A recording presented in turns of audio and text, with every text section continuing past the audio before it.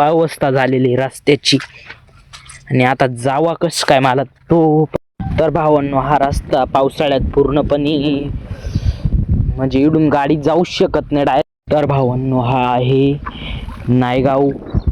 त्याचे या झाड पडलेले त्यामुळे ते पाणी. भावांनो, स्वागत आहे तुमचं RP ब्लॉगर ब्लॉगमध्ये. तर भावांनो, तुमचा भाऊ आत्ताच जस्ट कॉलेजवरून आलाय. तर चला चाललोय आता मी घरी. तर लेक्चर वगैरे सगळं अटेंड करून आलोय, आता घरी चाललोय मी.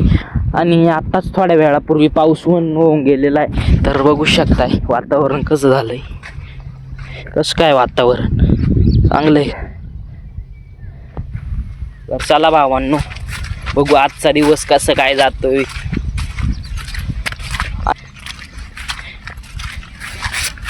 मी 7 ते 8 दिवसापासून घरीच होतो, त्यामुळे आज मंडे होता, मग गेलो होतो कॉलेजला.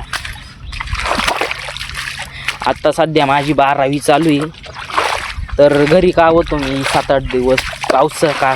पाऊस खूप चालू होता ना, त्यामुळे मग मी घरीच होतो. तर आज पाऊस नव्हता एवढा म्हणून मी गेलो. चला, 12thला आहे आता तुमचा भाऊ.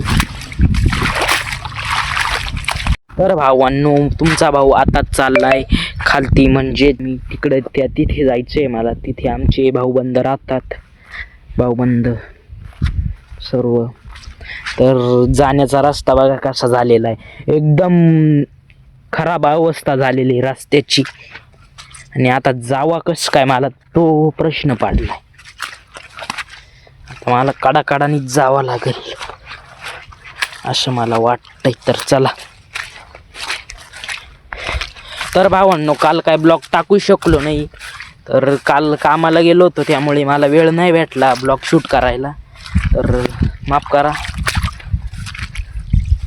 चला, आज करतोय शूट कसा तरी, कारण की आज सकाळी कॉलेजला पण गेलो आणि 11:30 पर्यंत घरी आलो.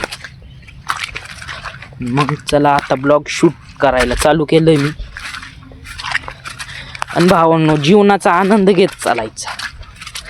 कुठे पण कोणताही क्षण असू, जीवनाचा आनंद घ्यायचाच म्हणजे. तर भावांनो, बघा वातावरण कसं झालंय.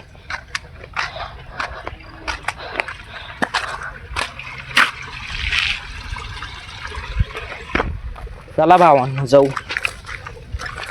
तर भावांनो, हा रस्ता पावसाळ्यात पूर्णपणे म्हणजे इकडून गाडी जाऊ शकत नाही डायरेक्ट.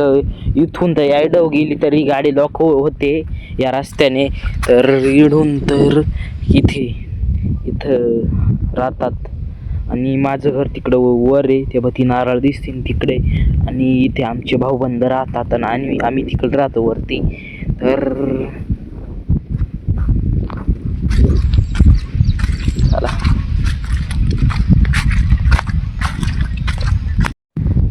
तर भावांनो, त्या दिवशी नदीला पूर आला होता आणि या वावरात पाणी साचलेलं. ते पाणी अजून तसंच आहे, ते पाणी अजून आटलेलं नाहीये. तर हे बघा, वावरात पण तसेच पाणी आहे. तर भावांनो, चला पुढे बघू अजून काय काय झालेलं आहे. तर भावांनो, हा आहे नायगाव ते जोगलीचा रस्ता. तर इकडे नायगाव आहे आणि इकडं आमचं गाव जोगली.